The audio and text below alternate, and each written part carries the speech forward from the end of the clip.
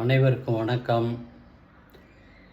இன்று தற்சமயம் நடந்து கொண்டிருக்கும் சட்டமன்ற கூட்டத்தொடரில் மாண்புமிகு முதலமைச்சர் அவர்கள் அவருக்காக ஒதுக்கப்பட்ட தனிய இருப்பிடத்தில் அமராமல் அமைச்சர்கள் நடுவே அமர்ந்து இருக்கையை மாற்றி அமர்ந்து சட்டசபை நிகழ்ச்சிகளை பார்த்து கொண்டிருக்கிறார். திடீரென்று இருக்கையை மாற்றியதற்கான காரணம் என்னவென்று புரியவில்லை.